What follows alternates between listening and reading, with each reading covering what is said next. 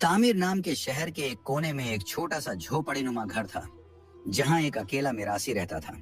उसका न कोई रिश्तेदार था, न कोई अपना, सिवाय ऊपर वाले के। उसी को अपना सहारा मानकर वह अपनी सादी, सच्ची और मेहनतकश जिंदगी जी रहा था। उसका पेशा था गाना बजाना, यही उसका हुनर था और उसी से वह पेट भरता। किसी गली में बैठकर ढोलक या सारंगी बजाता तो कहीं अपनी आवाज का जादू बिखेरता। जब किसी को उसकी कला पसंद आ जाती तो 2-4 पैसे या रोटी दे देते, बस उसी से दिन कटते थे। मगर जब कोई कुछ नहीं देता तो वह भूखे पेट सो जाता। एक रोज ऐसा ही हुआ। सुबह से शाम तक शहर की गलियों में वह अपना कला दिखाता रहा, कभी रूहानी गीत, कभी मजेदार लोक धुन, बट किसी ने कुछ न दिया। वह थका हारा खाली पेट अपनी झोपड़ी में लौट आया और वहीं भूखा लेट गया। अगले दिन फिर सुबह से कोशिश की, गाना गाया, ताल में सुर मिलाए, मगर नसीब आज भी रूठा रहा। शाम ढलते ढलते वह और ज्यादा टूट चुका था। जब रात को भूख के मारे नींद भी नहीं आ रही थी तो वह टकटकी लगाए छत की ओर देख रहा था और सोच रहा था, क्या मेरा हुनर अब बेकार हो चुका है? मैं कोई चोरी तो करता नहीं, मेहनत से ही रोटी कमाना चाहता हूँ। लेकिन अब अगर किसी को मेरी कला में दिलचस्पी नहीं रही तो क्या मैं यूं ही एक दिन भूखा मर जाऊंगा? इतने में उसके दिल में एक ख्याल आया, हमारे शहर के राजा को तो दया और इंसाफ का सुल्तान कहा जाता है। क्यों ना उसके दरबार में जाकर अपनी किस्मत आजमाई जाए। शायद उसे मेरा गाना पसंद आ जाए और मेरी हालत पर तरस खाकर कुछ मदद कर दे। यह सोचकर उसने अगली सुबह दरबार का रुख करने का फैसला कर लिया। भूख और चिंता ने उस मिरासी की आंखों से नींद छीन ली थी, लेकिन सुबह होते ही उसने फिर से उम्मीद की डोर थाम ली। ढोल को कंधे पर टांगा और निकल पड़ा उस शहर के सबसे बड़े महल की ओर, जहां खुद बादशाह अपना दरबार लगाता था। सूरज सिर के ऊपर चढ़ आया था जब वह शाही महल के मुख्य द्वार तक पहुंचा। भीतर से खबर आई थी कि दरबार अब उठने को है, लेकिन मिरासी ने हार नहीं मानी। दरबान के सामने खड़ा होकर अदब से बोला, हुजूर, बादशाह सलामत तक यह अर्ज पहुंचा दीजिए कि एक फनकार हाजिर है जो अपना हुनर पेश करना चाहता है। उस दिन बादशाह की तबीयत भी बहुत खुशगवार थी। जब यह बात उसे बताई गई तो उसने हुक्म दिया, उसे रोका ना जाए, गाने की इजाजत है।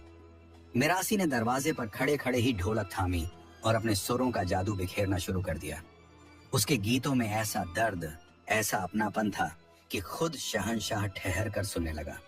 सुरों के साथ उसकी आत्मा भी जैसे महल में उतर आई थी। कुछ देर बाद बादशाह मुस्कुराया और बोला, वाह मिरासी, तुम तो छुपे रतन निकले। इतना बेहतरीन गायन है तुम्हारा, फिर पहले कभी दरबार में क्यों नहीं आए? तुम्हारा ये कला तो सचमुच इनाम के काबिल है। फिर शरारत भरे लहजे में शहंशाह बोला, देखो, मेरे सिर पर तो बाल ही बाल हैं, लेकिन हथेलियां बिल्कुल चिकनी क्यों हैं? इस सवाल का जवाब दो। मिरासी पहले ही इनाम का शब्द सुनकर फूला नहीं समा रहा था। उसने फौरन मुस्कुराकर जवाब दिया, हुजूर, आप जितने सखावत वाले हैं उतना कोई नहीं। दिन रात लोगों में दान बांटते हैं, इतना देते हैं कि हाथों से बाल भी घिसकर चले गए। बादशाह ने जब मिरासी का पहला जवाब सुना तो उसके चेहरे पर मुस्कान और भी गहरी हो गई। उसने हंसते हुए अगला सवाल किया, अच्छा चलो, मान लिया कि मेरी हथेलियों के बाल तो लोगों को खैरात देते देते घिस गए हैं, लेकिन ये बताओ, तुम्हारी हथेलियों पर बाल क्यों नहीं हैं? मिरासी ने सिर झुकाकर जवाब दिया, हुजूर, सच्चाई ये है कि आज तो इनाम पहली बार मिल रहा है, लेकिन मैं तो रोज सपनों में ही आपसे कुछ ना कुछ लेता रहता था। जब भी नींद आती थी खुद को आपके सामने पाता था और कुछ ना कुछ मांग बैठता था। शायद इसी तरह लेते लेते मेरी हथेलियां भी आपकी तरह साफ हो गईं। बादशाह ने ठाका लगाया और पूरे दरबार में हंसी की लहर दौड़ गई। लेकिन बादशाह यही नहीं रुका। उसने दरबारियों की तरफ इशारा करते हुए अगला सवाल किया, अगर यही वजह है तो फिर इन दरबारियों की हथेलियों पर भी बाल क्यों नहीं है? मिरासी ने तुरंत मुस्कुराते हुए जवाब दिया, हुजूर, जब जब आप किसी को कुछ देते हैं, ये तमाम लोग अफसोस और उम्मीद में अपनी हथेलियां मले जाते हैं। कभी इस उम्मीद में कि अगला इनाम इन्हें मिले और कभी इस अफसोस में कि उन्हें नहीं मिला। शायद यही वजह है कि मले मले इनकी हथेलियों के बाल भी उड़ गए हैं। इस बार बादशाह के साथ पूरा दरबार हंसी से लोटपोट हो गया। मिरासी की हाजिर जवाबी और सादगी ने सभी का दिल जीत लिया। शहंशाह ने अपनी खुश दिली का इजहार करते हुए ऐलान किया, आज तुमने हमें बेहद खुश किया है। हम तुम्हें इनाम में एक हाथी देते हैं। थोड़ी ही देर में एक बड़ा सा मजबूत और सजाया हुआ हाथी दरबार में लाकर खड़ा कर दिया गया। हर कोई मिरासी की किस्मत पर रश्क करने लगा, लेकिन उस मिरासी की आंखों में चमक नहीं थी। वह न तो मुस्कुरा रहा था, न ही उस हाथी की तरफ ललचाई नजर से देख रहा था। वह एकटक हाथी को देखता, फिर महल की चकाचौंध को, और फिर अपने फटे हुए कपड़ों को। उसके मन में एक सवाल गूंज रहा था, इस इनाम का मैं करूंगा क्या? हाथी न उसकी भूख मिटा सकता था, न उसके तन ढक सकता था। वह तो सिर्फ एक जोड़ी रोटी की उम्मीद लिए बादशाह के दरबार आया था, लेकिन यहाँ तो उसे ऐसा इनाम मिला जो उसकी जरूरत से कोसों दूर था। उसका दिल किया कि खुलकर कह दे, हुजूर, मैं तो सिर्फ पेट की आग बुझाने आया था, ये हाथी मेरे किसी काम का नहीं। लेकिन डर भी था कि कहीं उसकी ये बात बादशाह को बुरी न लग जाए, इसलिए वह चुप रहा। अंदर ही अंदर एक गहरी सांस ली और फिर उस हाथी को देखता रहा, जैसे पूछ रहा हो, तू मुझे मिलेगा, लेकिन क्या मैं तुझसे कुछ हासिल कर पाऊंगा?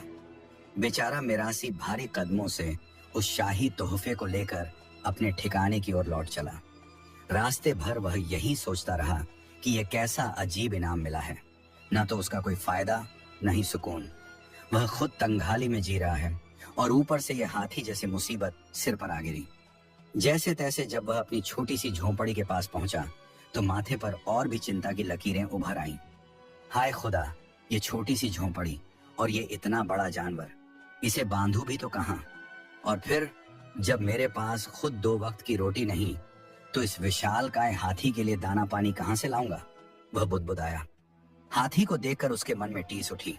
सोचता रहा, अगर बादशाह मुझे इसके बदले कुछ बोरी गेहूं, चावल या चने ही दे देता तो मैं कई दिनों तक पेट भर खा सकता। कुछ दिन आराम की नींद तो आती, पर ये हाथी, ये तो मेरी तकलीफ और बढ़ा देगा। उलझनों में घिरे उस फनकार की आंखों से आंसू बह निकले। वह जोर जोर से रोने लगा।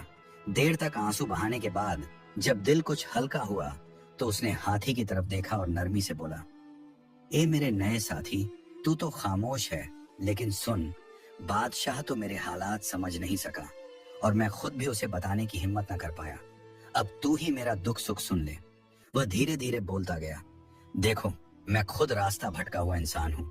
जिसके अपने पांव डगमग हैं, वो किसी और को क्या राह दिखाए? मेरा खुद का पेट खाली है, अब तुझे कैसे भरूं?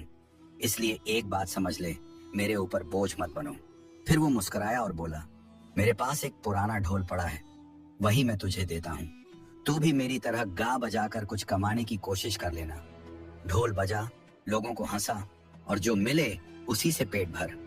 जहां चाहो वहीं सुस्ता लेना, मगर खुद भी मेहनत करना, ताकि मेरी तरह तंगहाली ना देखनी पड़े। यह कहकर मिरासी अपनी झोंपड़ी में गया और एक बड़ा जर्जर लेकिन काम चलाओ ढोल निकाल लाया। उसने वह ढोल हाथी के गले में बांध दिया, साथ में एक थैला भी लटका दिया ताकि जो कुछ हाथ लगे उसमें जमा हो सके। इसके बाद बिना किसी शिकवा शिकायत के वह हाथी को साथ लेकर बाजार की ओर निकल पड़ा, इस उम्मीद के साथ कि अब शायद किस्मत की करवट बदले और जीवन की धुन कोई नई राह ले। बाजार के चौराहे पर पहुंचते ही मिरासी ने हाथी की रस्सी अपने हाथ से छोड़ दी और थक कर बोला, चलो भाई, अब खुदा तुम्हारा रखवाला है। आगे से खुद ही मेहनत करना और जो भी कमाना है उसी से अपना पेट पालना। हाथी कुछ देर तक खड़ा रहा, फिर उसने अपने विशाल कान हिलाने शुरू कर दिए। जैसे ही कानों की लहर ढोल से टकराई, उसमें ढम ढम की गूंजने वाली आवाज उठने लगी।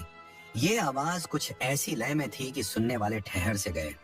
लोगों ने जब देखा कि एक शाही हाथी खुद ब खुद ढोल बजा रहा है, तो हैरानी के साथ साथ उनकी हंसी भी छूट पड़ी।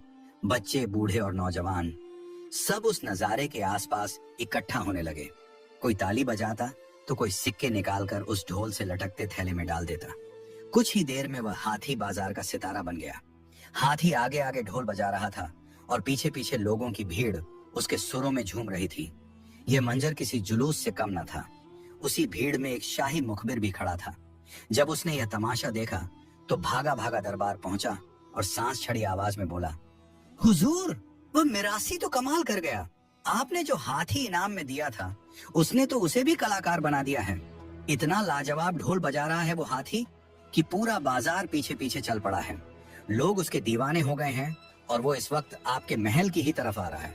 बादशाह यह सुनकर चौंका और बिना वक्त गंवाए महल के बाहर आ गया, और जब उसकी नजर पड़ी उस जुलूस पर तो वाकई सामने एक शानदार तमाशा चल रहा था। वह हाथी अपनी मस्ती में झूमते हुए ढोल बजा रहा था और उसके पीछे एक विशाल जनसमूह तालियों के साथ बढ़ता चला आ रहा था। बादशाह मुस्कुराया और तुरंत एक सेवक को मिरासी को बुलाने भेजा। थोड़ी ही देर में मिरासी दरबार में पेश हुआ। शहंशाह ने सराहना भरे लहजे में पूछा, तुम सचमुच एक हुनरमंद इंसान हो। ये बताओ, इतने बड़े जानवर को इतनी जल्दी इतनी लय में ढोल बजाना कैसे सिखा दिया, और वो भी इस अंदाज में कि लोग दीवाने हो गए। लेकिन बादशाह के चेहरे पर मुस्कान की जगह अब फिक्र की लकीरें उभर आई थी। उसने मिरासी से थोड़ा गंभीर होकर पूछा, इतना बड़ा जानवर, वो भी खुले बाजार में यूं ही छोड़ देना, अगर यह किसी को नुकसान पहुंचा देता तो? इस बार मिरासी ने बिल्कुल बेझिझक सच्चे दिल से जवाब दिया, हुजूर सच कहूं तो ये सब मेरी मजबूरी का नतीजा है। मेरे लिए यह कोई तमाशा नहीं, ये तो मेरे पेट की लड़ाई है। उसने धीमे स्वर में आगे कहा, जब मेरे पास खुद के खाने तक का इंतजाम नहीं था, तभी आपकी दहलीज पर उम्मीद लेकर आया था। आपने मुझ पर करम किया, मेरे फन की कद्र की और इनाम में यह हाथी अता किया। लेकिन यह तो इतना बड़ा इनाम था कि मेरी तंगहाली में उसके लिए न छत थी न चारा। मैं तो खुद एक पुराना ढोल पीट कर किसी तरह 2 वक्त की रोटी जुटाता था। अब जब यह हाथी मिला तो मेरे पास इसे रखने का ठिकाना था, न खिलाने की ताकत। आखिर मैंने इसके गले में ढोल बांध दिया और उससे भी वही गुजारिश की जो खुदा से करता हूँ कि मेरे बोझ मत बनो, खुद मेहनत कर, कमा और खा। बस यही सोचकर इसे आजाद कर दिया। मिरासी की सादगी और दर्द भरी बातों ने बादशाह के दिल को छू लिया। उसे पहली बार एहसास हुआ कि कभी कभी नेक इरादे से दिया गया इनाम भी किसी के लिए मुसीबत बन सकता है। बादशाह ने तुरंत हुक्म दिया कि हाथी के गले से ढोल उतार लिया जाए और उसे शाही हाथीशाला भेज दिया जाए, जहां उसकी अच्छे से देखभाल हो सके।